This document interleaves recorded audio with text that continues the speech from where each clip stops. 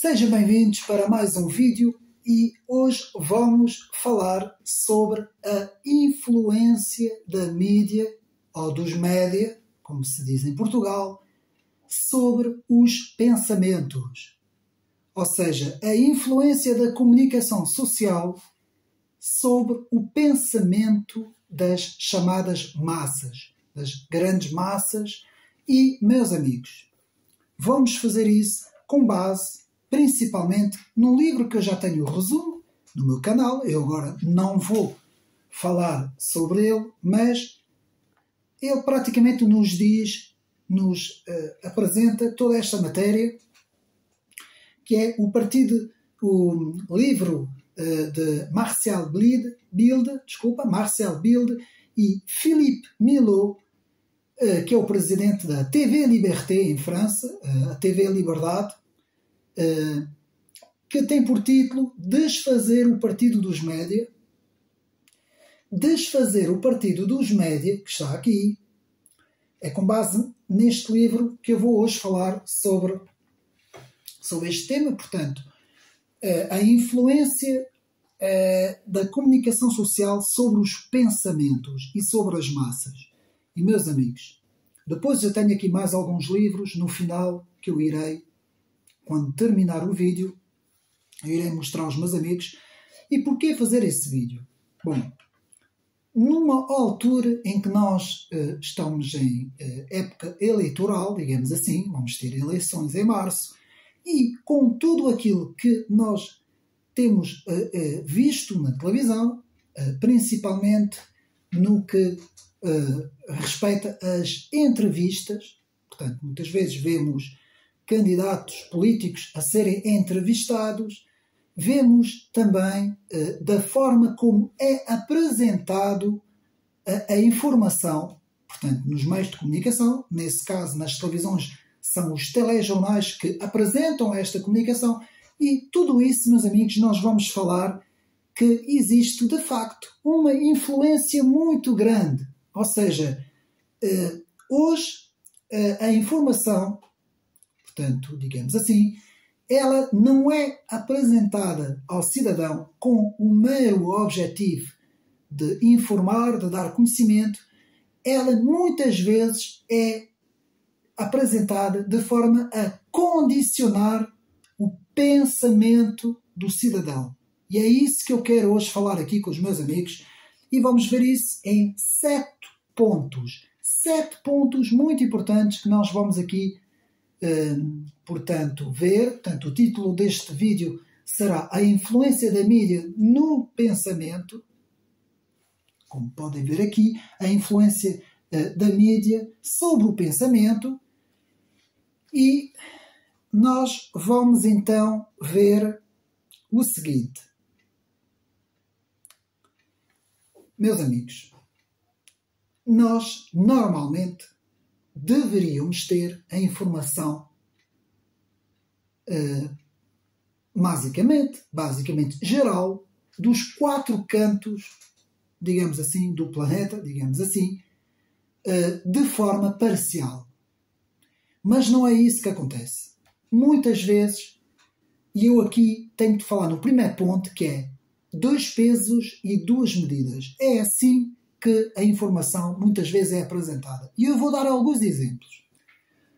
No caso de haver notícias sobre manifestações, vários tipos de manifestações, o que é que nós podemos ver? Muitas vezes, e alguns, não todos, mas alguns cidadãos se perguntam porque é que muitas vezes nos é apresentado uma notícia de uma manifestação e não é apresentada outra notícia sobre outra manifestação, por exemplo.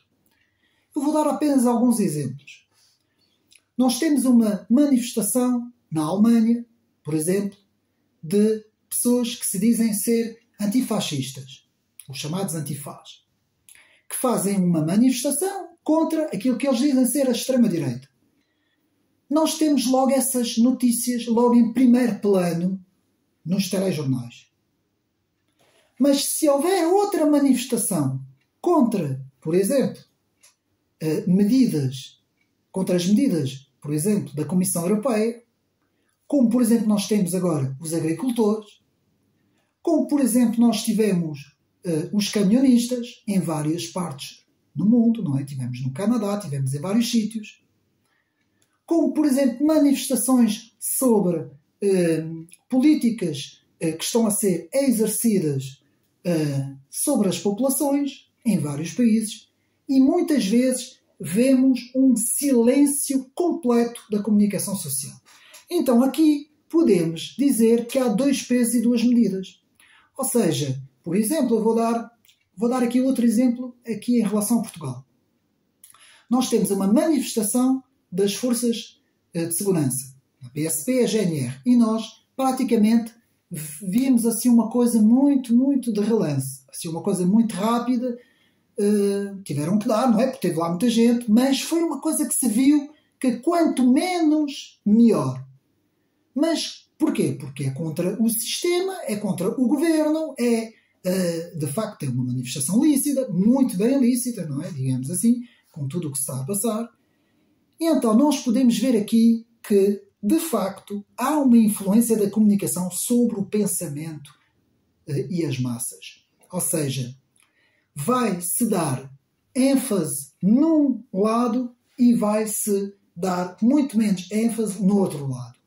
Ou seja, tudo o que é em prol do sistema esse que é um sistema politicamente correto, um sistema que defende políticas, digamos assim, que nós sabemos quais são, essas políticas que são neoliberais, que são socialistas, que são os poderes que nós podemos dizer que estão na União Europeia, poderes esses muito bem representados no Fórum Económico Mundial, poderes esses que muitas vezes representam as elites, como o Partido Democrata Norte-Americano, como, por exemplo, os poderes instituídos nas Nações Unidas, a ONU. Tudo isso ou seja, há aqui 2 pesos e 2 medidas. Quando é em defesa destas ideias, que são ideologias muitas vezes da esquerda e da extrema-esquerda, a televisão dá uma alta cobertura, uma cobertura completa, uma vasta cobertura, digamos assim.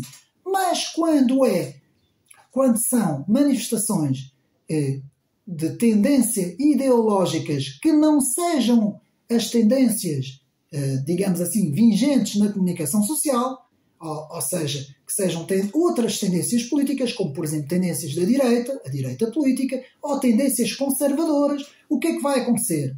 Aqui temos 2 pesos e 2 medidas. Não se presta praticamente atenção a esse tipo de manifestação. Ou seja, muitas vezes os camionistas, os agricultores, por exemplo, os coletes amarelos, aconteceu muito isto, as manifestações contra a União Europeia, principalmente contra a União Europeia, manifestações contra, muitas vezes, governos instituídos, não é? Que sejam estes governos, muitas vezes liberais e socialistas. E o que é que acontece? Muitas vezes não se vê, ou quase que não se dão cobertura a essas manifestações.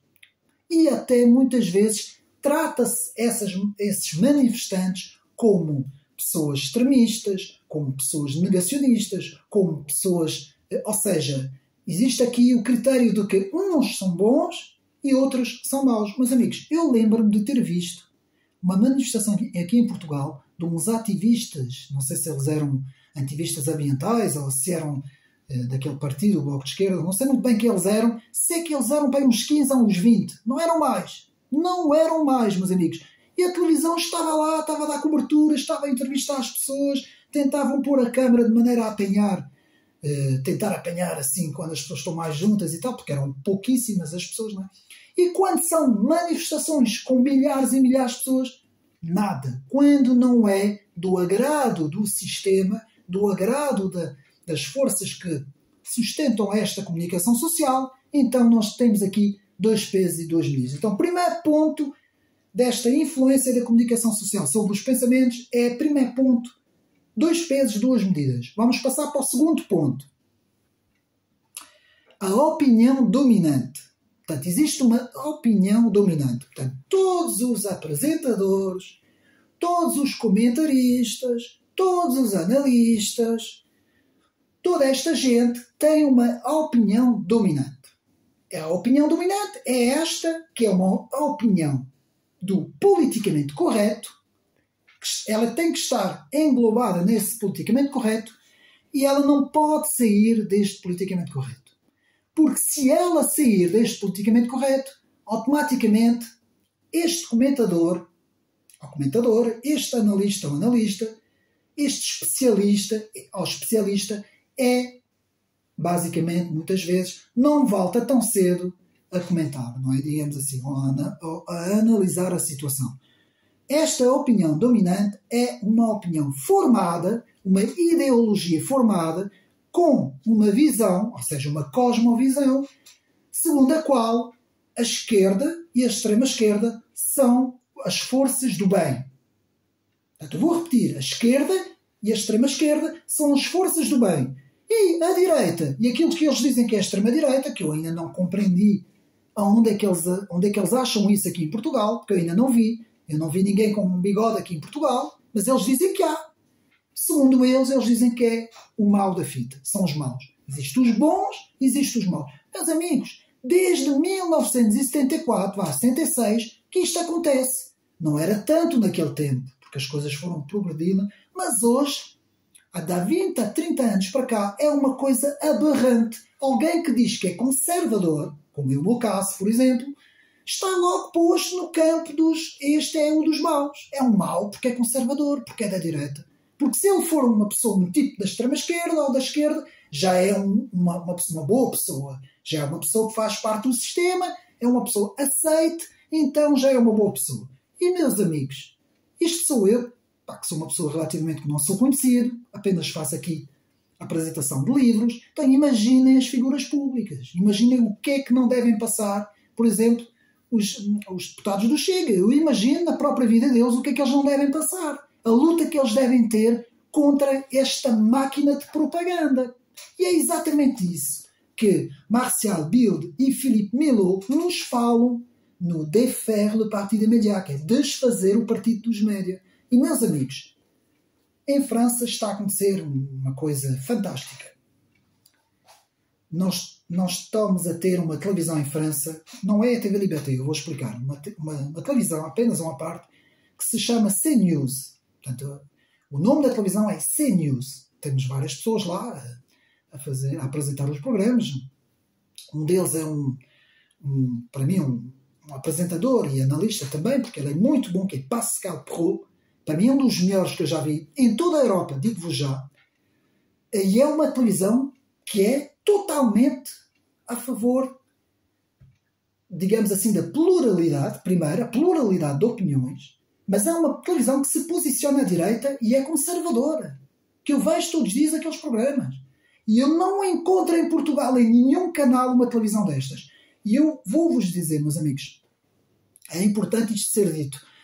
É muito importante que alguém, algum financeiro, alguém que tenha muitos meios financeiros, que possa criar um projeto em Portugal de uma televisão da direita. E digo-vos, meus amigos, vai ter uma audiência grande. Porque a audiência desta televisão CNews, a audiência da TV Liberté, a audiência da Sud Radio, estou a dar os exemplos em França, são televisões que estão a subir, as audiências estão a bater recordes. E nós estamos a ver o que é que está a passar com as televisões do chamado mainstream, não é? Por exemplo, aqui em Portugal, por exemplo, no Brasil, nós vemos o que é que está a passar com a Globo. Aqui em Portugal nós estamos a ver o que é que está a passar com certas televisões que estão a ter o ranking está a baixar completamente. Porquê? Porque as pessoas estão cansadas. As pessoas querem outro tipo de televisão, outro tipo de comunicação. As pessoas querem ver. Quando os agricultores estão todos a manifestar contra a União Europeia, querem ver. Onde foi os coletes amarelos, as pessoas querem ver. Quando as pessoas querem as notícias como elas são. Elas estão cansadas de ver o campo do bem, que é a esquerda e a extrema-esquerda, e o campo do mal, que são os tipos da direita. As pessoas estão cansadas desta conversa. Isto foi apenas uma parte. Faz falta em Portugal uma televisão portuguesa que seja semelhante a CNews em França, meus amigos. Com comentadores a defender visões conservadoras, visões que se pode dizer que são visões da direita, que aqui em Portugal não temos, infelizmente, e nós até dá gosto de ouvir aquela televisão. Quando eu vejo quando eu acendo aqui a televisão em Portugal e vejo os canais aqui, que eu não agora vou estar aqui a dizer os nomes, eu fico com os cabelos em pé porque é de manhã à noite a mesma visão, que é isso que nós agora vamos falar.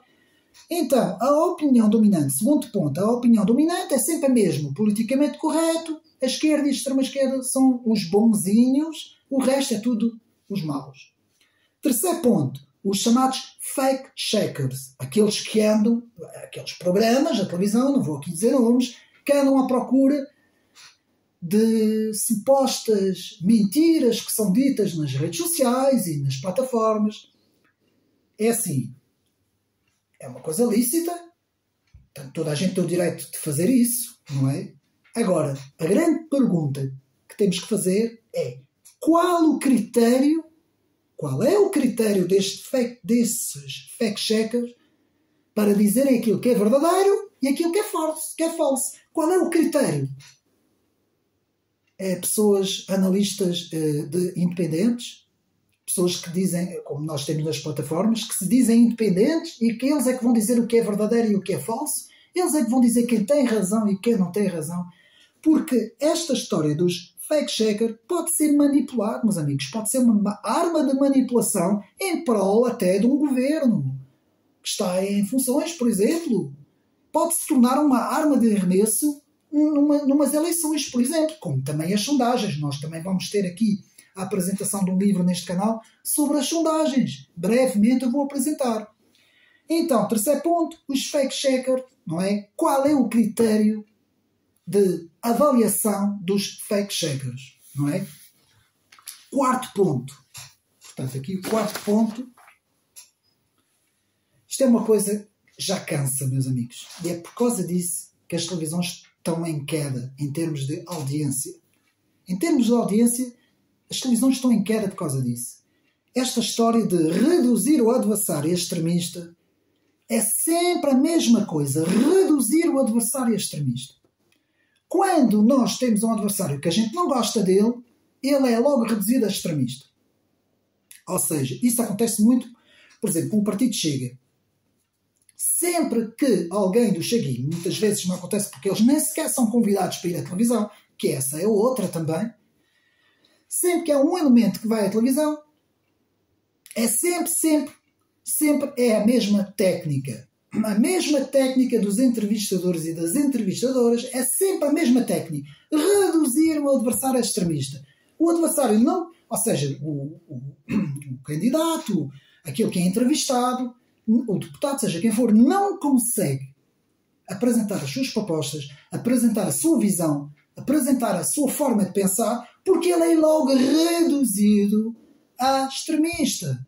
E porquê? Isto é uma tática, já vem há muito tempo. No tempo do Lenin e do Stalin, na antiga União Soviética, já faziam isso. Isto é muito bem explicado por Leo Strauss, no seu livro, que eu no final vou mostrar, no seu livro, escrito em 1953, Direito Natural e História, em que Leo Strauss explica uma arte, que é uma arte, é uma técnica, de reduzir o adversário. Ele fala em reduction ad Hitlerium, ou seja, reduzir o adversário a Hitler, a extremista. É sempre a mesma conversa, é sempre para o adversário não poder, digamos assim, apresentar os seus argumentos. Muitas vezes são argumentos válidos, não é? Muitas vezes mais válidos do que o oponente. Muitas vezes o que é que se faz? Reduzir o adversário. É exatamente isso que as pessoas do Bloco de Esquerda fazem, que as pessoas do Partido Socialista fazem, que todas essas pessoas fazem isso porque sabem que fazendo isso o adversário vai perder tempo em explicar que não é isso, e o tempo que ele explica que não é um extremista já não apresenta os seus argumentos.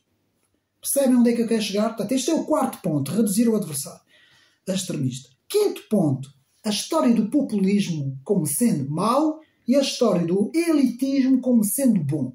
Ou seja, o populismo é sempre uma coisa má e o elitismo é sempre uma coisa boa. Ora, o populismo vem da palavra povo. Populismo quer muitas vezes dizer a expressão do povo. Ora, se o povo está descontente com as elites governativas, é natural que esses poderes queiram fazer da palavra populismo algo de mau. Mas o populismo, quem disse que o populismo é mau?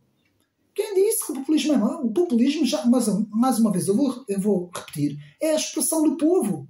O populismo é a expressão do povo que muitas vezes está descontente com aquilo que se está a passar. Mas, amigos, vejam o que é que se está a passar em relação à União Europeia.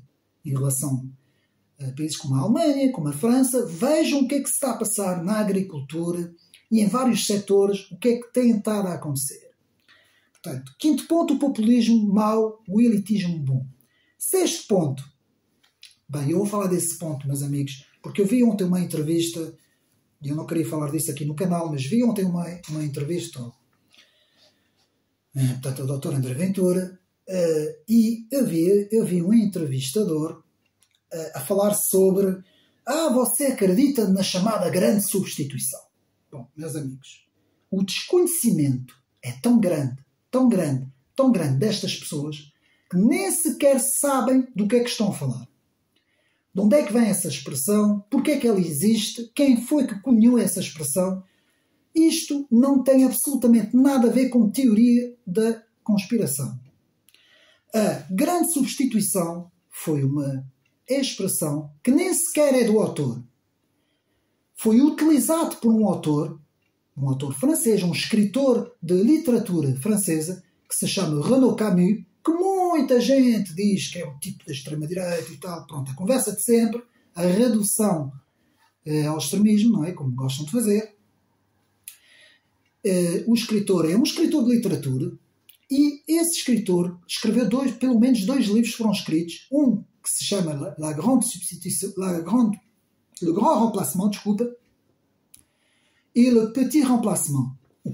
A pequena substituição e a grande substituição. Le Petit Remplacement e Le Grand Remplacement. E essa expressão foi cunhada e começaram toda a gente a utilizar essa expressão. Claro que os partidos mais à direita reivindicaram-se logo dessa expressão, não é?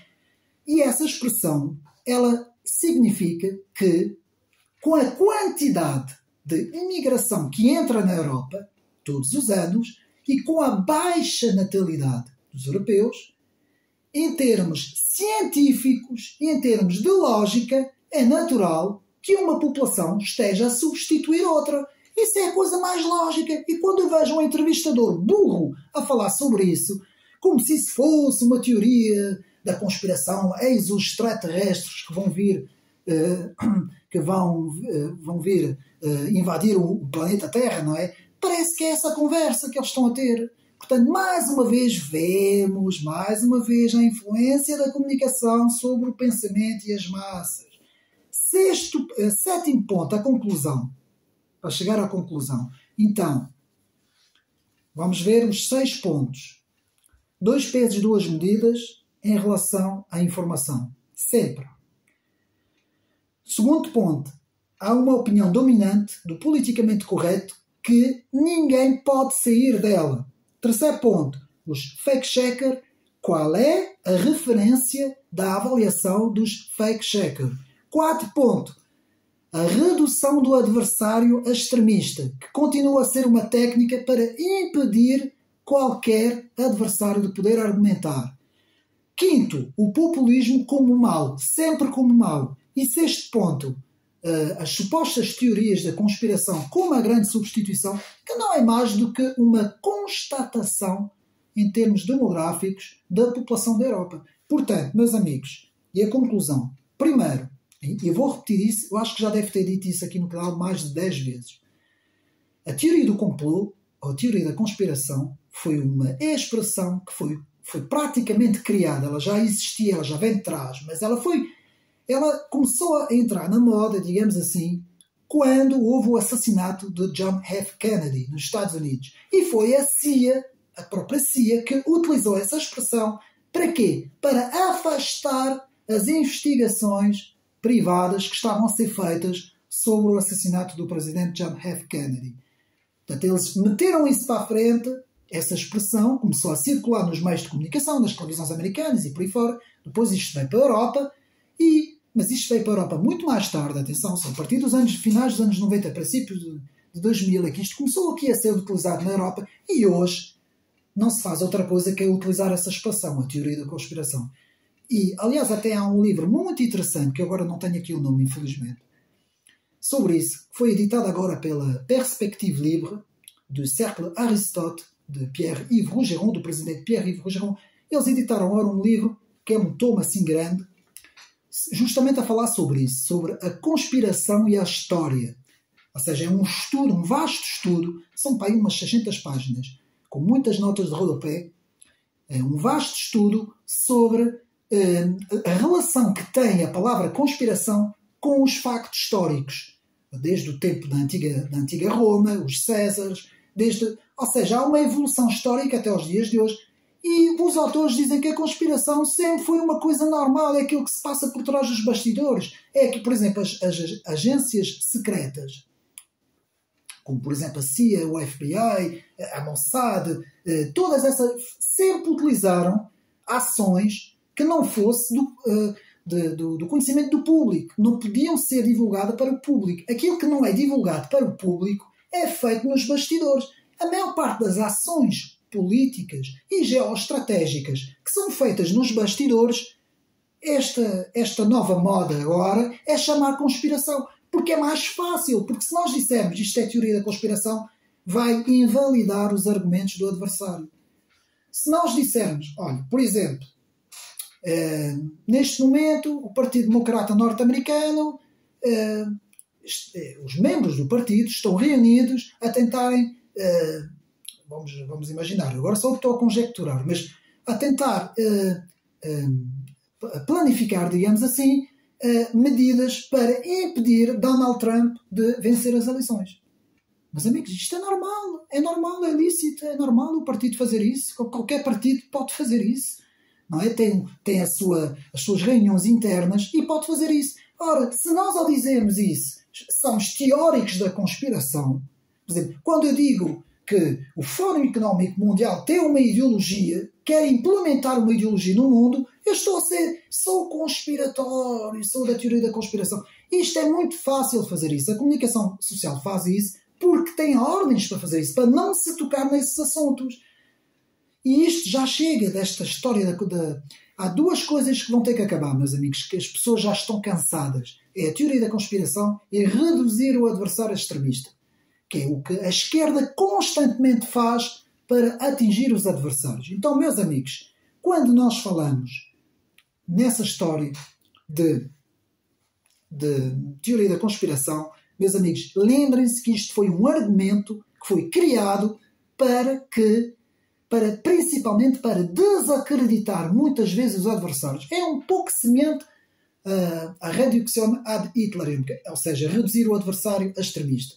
Portanto, chamar o adversário de complotista ou chamar o adversário de extremista são formas, são técnicas, eu repito, são técnicas para as pessoas não poderem ter argumentos, para as pessoas não poderem falar, para as pessoas não poderem apresentar o seu ponto de vista. Porque como o seu ponto de vista não interessa aos interesses instalados, neste caso aqui em Portugal são os interesses socialistas e os interesses da esquerda, então vai-se reduzir toda esta gente com isto. Por exemplo, durante a doença, que eu não vou aqui dizer o nome, em 2020, utilizou-se muito o negacionismo. Agora já não se fala tanto, mas nessa altura o negacionismo era a palavra de ordem para silenciar todas as pessoas que não estavam contentes com a situação, não é? Digamos assim. Então, mas isso sempre foi assim, no tempo do Lenin, do Stalin, no tempo da Roma Antiga. Estudem o que é que se passava no tempo da Roma Antiga, meus amigos. Portanto, isso sempre foi assim. Para silenciar o adversário, muitas vezes é o que se utiliza. Meus amigos, então eu cheguei ao fim. Não se esqueçam, há uma influência muito grande da comunicação social, que são as televisões, as rádios, as revistas, muita coisa ao mesmo tempo sobre o pensamento e as massas. Isto, meus amigos, é facto. É inegável. Venha quem vier. Podem vir os fact-checkers fazerem o que eles quiserem. Há uma influência da comunicação social.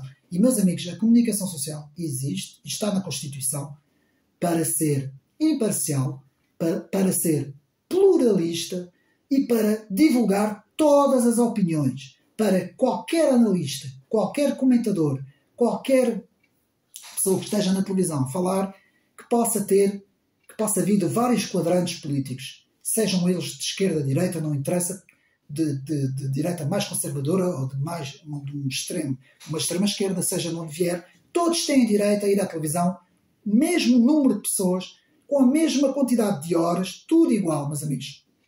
E nós não vemos isso acontecer em Portugal e noutros países também, mas principalmente em Portugal. Em França já não é assim. Mas aqui em Portugal o poder está muito, muito capturado por esta ideologia que é de esquerda, meus amigos. Nós temos que dizer que toda a comunicação social em Portugal é de esquerda, nós sabemos. E daí a dificuldade do Chega em tentar apresentar a sua visão, não é? Porque eles não deixam, não é? Como é óbvio, não é? Então, a influência da comunicação social sobre o pensamento e as massas, 2 pesos, 2 medidas, a opinião dominante, os fact-checker, qual é, digamos assim, a referência desses fact-checker, não é? Segundo a análise que eles fazem. 4, reduzir o adversário extremista. 5, apresentar o populismo sempre como algo de mau. 6, as teorias da conspiração, sempre que há qualquer coisa é teórico da conspiração. E eu quero acabar a conclusão com o seguinte. Este canal é um canal que apresenta livros e que muitas vezes também fala muito de política. E muitas vezes eu estou aqui, meus amigos, para defender a verdade, para defender a liberdade de expressão, principalmente a liberdade de expressão, para defender que, de facto, todos têm direito à sua opinião, que as pessoas não são obrigadas a ser de esquerda nem da extrema-esquerda. As pessoas têm todo o direito de ter outras ideias, isto é lícito, a própria Constituição diz que ninguém pode mexer na opinião, nem na consciência da pessoa, nem na opinião da pessoa, seja ela religiosa, filosófica, política, económica, seja do que for. E, meus amigos, leitura. Como combater esta influência da comunicação social sobre, isto já foi abaixo, sobre o pensamento das massas. Como combater? O estudo e a leitura. E eu vou apresentar aqui alguns livros. Bom, já sabem, Lévi-Strauss, Direito Natural e História, das edições de 70. Fala também de muita coisa, mas há uma parte que fala sobre esse reducção ad Hitlerium, não é? Reduzir o adversário a extremista, que é a tática do costume. Depois, um livro muito interessante, aqui em francês, de Étienne de la Boétie, que escreve A Servidão Voluntária, portanto, La Servitude Volontaire, de Étienne de la Boétie. Meus amigos, Étienne de la Boétie, ele foi muito profético quando escreveu. Ele foi um contemporâneo como é que ele chama-se? Aliás, ele gostava muito dele, gostava muito de Étienne de la Boétie. Agora não tenho o nome, muita coisa na cabeça. Portanto, um filósofo muito conhecido, que defendeu, aliás, muito Étienne de la Boétie, mas agora não me estou a recordar do nome, e não vou agora, senão vou perder aqui tempo, e não posso. Portanto, Étienne de la Boétie, ele escreve que, de facto, existe muitas vezes a vontade das populações ficarem na servidão, não é? E essa servidão é voluntária. Portanto, ele explica isso muito bem neste livro. Portanto, a servidão voluntária, digamos assim, que muitas vezes as populações aceitam, não é? Com medo de sair da sua zona de conforto, muitas vezes é o que acontece e as populações muitas vezes ficam adormecidas, anestesiadas, e Étienne de la Boétie fala muito bem sobre esse assunto. Portanto, continuando. Temos este livro muito bom de Karl Popper, o filósofo Karl Popper, que nos fala da televisão, um perigo para a democracia. Aqui, o Karl Popper fala de uma forma geral, não é? Em termos também, não só da informação, mas também do entretenimento, mas é um sério aviso de que a televisão pode se tornar, a informação que vem da televisão, não é? Que vem da comunicação social, pode se tornar uma arma de arremesso política, que muitas vezes é muito perigoso para as democracias, meus amigos. Principalmente quando faz tudo para defender um sistema e tudo para destruir outro sistema, não é? Depois o bem conhecido, não é? George Orwell, 1984, que dispensa qualquer apresentação, não vale a pena falar, vocês sabem muito bem que este foi um livro memorável, escrito contra o poder comunista, não é? George Orwell descreve uma sociedade distópica, portanto, meus amigos conhecem, aqui de José Pedro Suquet, que escreve populismo lá dentro lá fora e cá dentro. Eu já fiz a apresentação deste livro, mas, meus amigos, para nós entendermos uma vez por todas que populismo não é sinónimo de algo de errado. O populismo muitas vezes é a expressão do povo. E muitas vezes o povo está descontente, porque muitas vezes o povo é prejudicado, como é óbvio, não é? Em todos os aspectos, económicos, em todos os aspectos. Depois um livro muito interessante também,